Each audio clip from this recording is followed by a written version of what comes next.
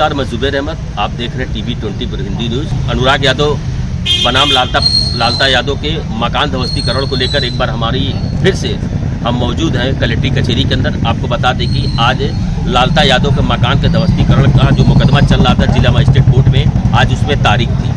तारीख पे बड़ा अपडेट आया है। आपको बता दें कि आज दोनों अधिवक्ताओं के बीच में लंबी बहस हुई। बहस के बाद आपको बता दें कि लालता यादव की तरफ से जो मुकदमा दाखिल किया गया तो जिला मजिस्ट्रेट कोर्ट में खारिज कर दिया गया है।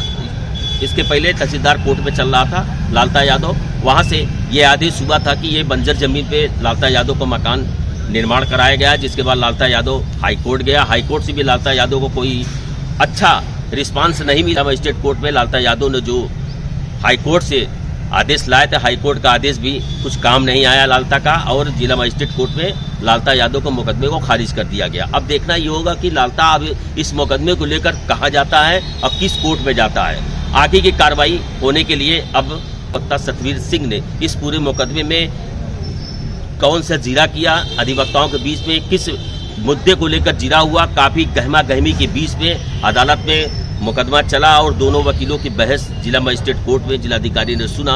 उसके बाद इस मुकदमे को खारिज किया। अब आपको हम सुनवाएंगे कि सतवीर सिंह ने इस मुकदमे में क्या कार्रवाई अब तक करवाया।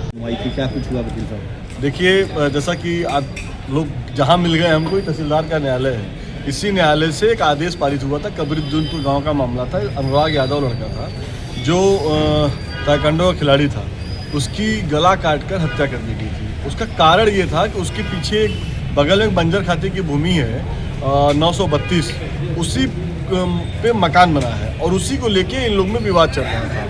लेकिन वो विवाद इतना अधिक बढ़ गया है कि वो सब जो अपराधी थे, लालता और वो लोग, उन लोगों ने अनुराग यादव की गर्दन काट दी तलवार से, एक ही बार में धड़ से उड़ा दी। उसके बाद गांव सभा की तरफ से मुकदमा दायर हुआ इसी न्यायालय में और लगभग 1 साल तक वो मामला यहाँ पे लंबित रहा।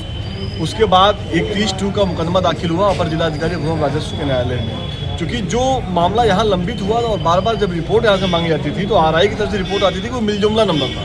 तो 932 एक ही नंबर था, उस पर क ख ग अलग फाट नहीं पड़ेगा। तो अपर जिलाधिकारी एवं राजस्व के न्यायालय में 31(2) का मुकदमा दर्ज होता है और उसके बाद वहाँ से एक आदेश होता है और आदेश में ये होता है कि 30 क, 30 ख और 30 ग तीनों का फाट अलग कर दिया जाता है और क जो है वो बंजर खाते में बना होता है। फिर वहाँ से एक तहसीलदार साहब के यहाँ वो आके दाखिल होता है। तहसीलदार उस पर फिर आख्या मांगते हैं RI से।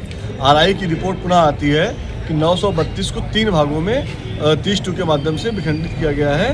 पहला नंबर 932 का है, दूसरा 932 का है और ग है। ये अलग अलग रंगों से उसको अलग अलग प्रदर्शित किया गया है। 932 का नंबर जो था वो बंजर खाते की भूमि थी। RI ने रिपोर्ट लगाई कि 932 का बंजर खाते की भूमि है जिसपे लालता यादव नाम के एक व्यक्ति ने अवैध निर्माण कर रखा है।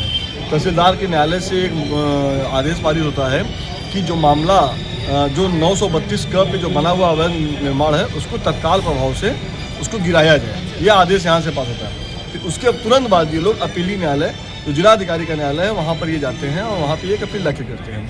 अपील में ये कहते हैं कि ये गलत हुआ है और इस तरह की जो है कार्रवाई नहीं होनी चाहिए। उसी बीच ये चले जाते हैं माननीय उच्च न्यायालय और वहाँ से ये 3 हफ्ते का या 2 हफ्ते का स्थगन प्रार्थना पत्र पे एक आदेश लेकर आते हैं कि जब तक सुनवाई नहीं हो जाती है तब तक वो मकान को 2 हफ्ते तक 3 हफ्ते तक आप स्थगित रखिए। और जिलाधिकारी जौनपुर को एक डायरेक्शन माननीय उच्च न्यायालय से आता है कि आप इनके प्रार्थना पत्र पर, स्थगन प्रार्थना पत्र पर सुनवाई करके और इस पर निस्तारण करिए। आज मुझे खुशी इस बात की है कि लगातार चूँकि भ्रष्टाचार को लेके कलेक्ट्रेट में और हड़ताल चल रही थी तो 2-3 तारीख उसमें पड़ी और उसमें डेट पड़ गई। कल भी डेट थी और 2 दिन पहले भी डेट थी। लगातार 2-2, 3-3 दिन की डेट इसमें पड़ रही थी।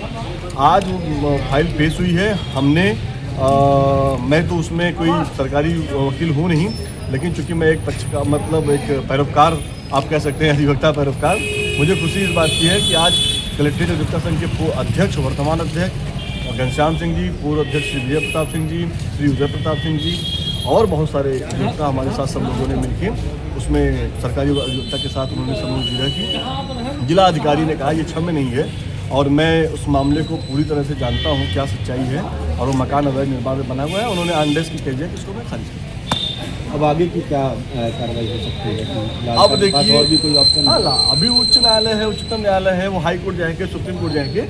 लेकिन मैं आपको स्पष्ट कर दूं कि जिस तरह से यहाँ से एक आदेश हुआ है, उस आदेश का चैलेंज कहीं नहीं होगा। सारे न्यायालय उस मकान को गिराने का आदेश करेंगे, उसमें कोई दो नहीं। क्या लगता है अभी और कितना इंतजार करना पड़ सकता है? अब आप लोग जाइए कैमरा लेके, मैं तो कह रहा हूँ कि जाइए, यहाँ के जो वर्तमान मंत्री हैं गिरीश चंद्र यादव, और जो यहाँ के विधायक हैं भारतीय जनता पार्टी के, जो यहाँ पे सांसद हैं, सॉरी वो सांसद तो विपक्ष का है, जो भी गठबंधन के विधायक हैं, और उनके पास कैमरा लेके जाइए, उनसे पूछिए कि भाई अब तो न्यायालय ने भी आदेश कर दिया है और मुख्यमंत्री योगी आदित्यनाथ कहते हैं कि जीरो टॉलरेंस वाली सरकार है, अपराधी को बख्शा नहीं जाएगा, किसी भी अपराधी को छोड़ेंगे नहीं। तो अपराध तो वहाँ अपराधी को तय करने में समय लगता है, यहाँ तो अपराध तय हो चुका है, न्यायालय ने अपराध तय कर दिया है।